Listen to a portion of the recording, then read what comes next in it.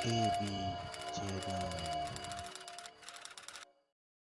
Pertama, ucapan pemimpin PN, contohnya isu minyak Malaysia tidak melalui Selat Hormuz katanya. Apabila pemimpin PN membuat kenyataan seperti ini, rakyat nampak tahap kefahaman mereka terhadap geopolitik dan ekonomi dunia ni sangat memalukan. Apabila Haji Hadi bercakap minyak kita tidak melalui Hormuz, ia menunjukkan dua kemungkinan. Pertama, mereka tak tahu minyak yang diimport Malaysia lalu Selat Hormuz. Daif sangatlah, kan? Kedua, mereka tak tahu apa yang mereka cakap. Lebih parah tuan-tuan, Esko Pertanian Terengganu siap backup Haji Hadi ni dengan memberikan contoh minyak yang dihasilkan di Terengganu dan Sabah, termasuk Sarawak. Tanpa sedar, minyak itu berbeza dengan minyak yang disebut Haji Hadi dalam ucapan dia. Minyak yang disebut Hadi ialah minyak yang dieksport. Sementara minyak yang disebut Esko tu ialah minyak Malaysia yang diproses untuk dieksport dan dijual untuk kegunaan industri bernilai tinggi dan untuk sektor penerbangan terutamanya. Minyak jet pesawat, private jet, kapal terbang dan sebagainya. Dan yang paling malang ni tuan-tuan, Esko tersebut siap menulis "Thank you sir" dalam media sosialnya, memberikan penghargaan kepada seorang pemengaruh kerana memberi penerangan yang hebat, katanya. Harapkan tikus baiki labu. Itu bukan kehebatan, tuan-tuan. Itu kebebalan namanya.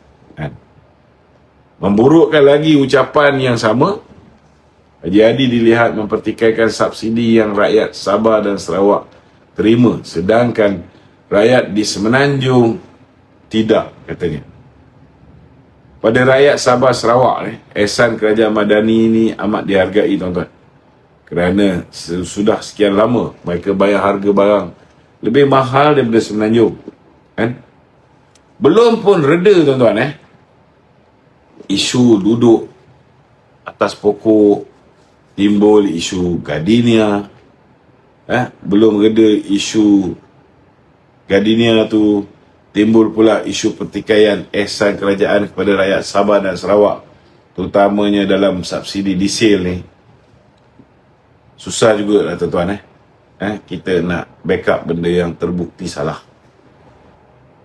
Kalau nak kata kerajaan Madani ni gagal, saya nampak terlalu banyak indeks prestasi ekonomi dan prestasi-prestasi lain yang boleh kita jadikan fakta untuk kita sandarkan bahawa kerajaan ini jauh lebih berjaya berbanding dengan kerajaan Perikatan Nasional ketika 33 bulan mereka memerintah. Kita tengok kaki tangan awam cukup happy hari ni. Gaji mereka, pencen mereka naik 15%. Kaki tangan swasta pun not that bad. Gaji minimum dah naik sampai RM1,700. Nilai ringgit pun, tuan-tuan, meningkat lebih 9.8%. Dulu RM4 lebih 1 US dollar, sekarang ni 3.88%. Tertinggi sejak 2011, tuan-tuan. KDNK kita 2025 meningkat bukan sikit, tuan-tuan, 6.3% setelah finalize. Pelaburan yang diluluskan jumlah tertinggi dalam sejarah negara, RM426.7 bilion. Mana datang gagalnya ni, tuan-tuan? Kalau kita tengok kadar inflasi kita sangat rendah, tuan-tuan, 1.4%. Adalah sikit-sikit mungkin barang makanan tinggi sikit daripada keseluruhan secara purata. Kalau kita tengok kadar pengangguran kita zaman PMX ni, boleh dikatakan sangat rendah. Kalau below 3%, sekarang baru 2.9% saja kadar pengangguran kita. Bila kadar pengangguran kita berkurangan, kadar jenayah kita juga akan sekaligus berkurangan. Kalau kita tengok dari segi indeks persepsi rasuah kita, terendah juga dalam sejarah, CPI 54. Kemudian dari segi pengumpulan harta dan juga tunai melalui rasuah dan penyelewengan, kita lihat kadar keterisan dapat diturunkan sampai 15.5 bilion sahaja. Kalau kita tengok bila kerajaan bagi subsidi, sistem budi 95 kita ni, ianya sangat berjaya atasi pelbagai masalah subsidi bersasar, subsidi pukal sebelum ni, dan hari ni ianya menjadi subsidi yang jauh lebih bersasar, tuan-tuan. Hutang bersih negara, kalau zaman Mahathir, zaman Muhyiddin meningkat berkali ganda, hari ni zaman Datuk Seri Anwar, beliau telah berjaya menurunkannya secara berperingkat. Reserve negara juga melebihi $128 bilion dolar, tuan-tuan. Ini bukan kecil-kecil punya, tuan-tuan. Ini satu pencapaian yang bagi saya boleh dibanggakan. Kita tengok interest rate kita, OPR kita makin lama makin turun, bertahan di tahap 2.75%. Kalau OPR kita ni macam negara-negara lain naik, apa akan jadi? Interest untuk personal loan kita akan membuatkan rakyat hidup lebih perih. Bayar rumah kita, ansuran bulanan rumah kita akan lebih perih. Dan kita lihat saudara, banyak sektor-sektor yang telah kerajaan kemas kini. Antaranya tahun lepas saja kerajaan berjaya, tuan-tuan, menyerap lebih 15,000 penjawat awam dalam bidang kedoktoran, tuan-tuan. Bonus tahunan alhamdulillah bagi saya sangat tinggi. Ada lagi tambahan bonus raya. Tol tiap-tiap kali perayaan ada diskaun. Veteran tentera dulu zaman kita pun kita tak boleh nak bagi pencen, tak boleh nak bagi imbuhan apa-apa. Zaman sekarang ada kurang-kurangnya RM500 sebulan. STR pun naik berlipat kali ganda. SARA, My Kasih, naik kepada 5.4 juta penerima, tuan-tuan. Dapat RM100 sebulan. Masalah beras tempatan, kita tengok YB Mat Sabu telah berjaya menyelesaikan banyak masalah, berbanding dengan zaman Muhyiddin. Telur pun hilang, tuan-tuan, zaman Muhyiddin. Minyak masak sampai RM50 satu botol. Harga sawit hari ni, harga getah hari ni naik. Lebih-lebih lagi inisiatif oleh Risda, oleh YB Manzri dan juga Datuk Seri Zahid Hamidi, kita ada harga getah yang bermaruah. Kita tengok harga belian padi pun naik. Pendapatan lembaga hasil dalam negeri tertinggi dalam sejarah. Dividen syariah KWSP tertinggi dalam sejarah. Bantuan persekolahan pun naik RM150. Subsidi nelayan, petani, penoreh naik. Fly siswa naik RM400.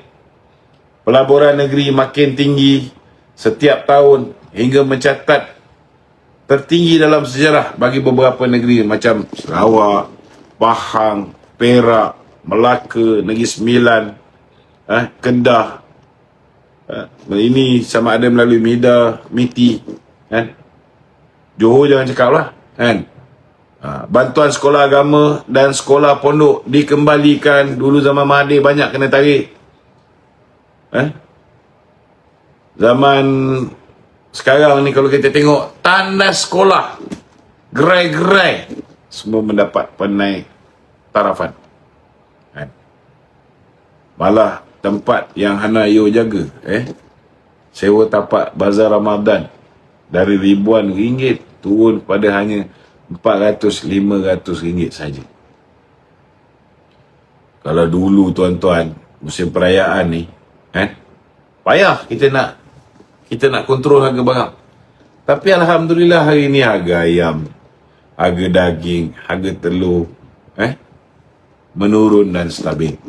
Harga minyak masak jatuh lebih 20% berbanding dengan zaman Muhyiddin. Semua harga bahan mentah juga boleh dikatakan banyak yang menurun, tuan-tuan. Majlis ilmu pun subuh, Dato' Sri Anwar tak duduk dekat Seri Perdana. Seri Perdana menjadi tempat untuk diadakan kuliah-kuliah oleh ulama'-ulama' dunia yang datang dan iktiraf kerajaan hari ini. Kita lihat Felda dinaik tarafkan, Malaysia dapat nombor 1 kedudukan dunia dalam Odin. Sistem kehakiman kita, alhamdulillah. Sistem kepolisian kita, SPRM kita, PBT kita bebas melaksanakan tugas tanpa sebarang gangguan politik seperti mana yang berlaku zaman Mahathir. Sapura umpamanya rugi bertahun-tahun. MAS dah rugi berapa lama, tuan-tuan? 3 tahun kebelakangan ni untung berturut-turut.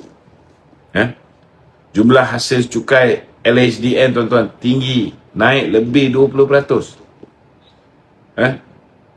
Saya anggaplah kalau nak kata PMX gagal ni,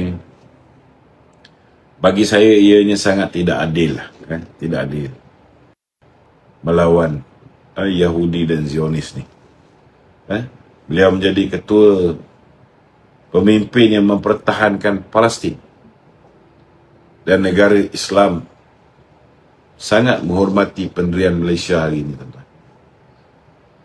Kita tengok tarif elektrik kita pun alhamdulillah, walaupun banyak fitnah kata naik, tetapi ada kita tengok dalam keadaan-keadaan tertentu ianya sebenarnya ada turun sampai 20%. Dan kita dah mula menyertai BRICS untuk elakkan pengaruh kuasa besar dan kita nak jalankan pelaburan yang lebih erat. Pelaburan Infineon dan Nvidia lebih 250 bilion di Kulim, Melaka dan juga di Johor, tuan-tuan. Ini juga satu kejayaan. Peningkatan kemahiran vocational melalui TVET yang dipengerusikan oleh Datuk Zahid. Hari ini bukan setakat TVET biasa, ada pula TVET yang boleh menghafal Al-Quran. So apa lagi, tuan-tuan? Apa lagi yang gagal ni? Kalau kita tak ikut emosi, insya-Allah, tuan-tuan, Allah akan nampakkan kita semua kejayaan-kejayaan yang dibawa oleh kerajaan hari ini. Tapi kalau kita tak pakai otak kita yang waras, kita pakai emosi saja, satu apa pun tak nampak, tuan-tuan. Gelap gulita namanya. Okey?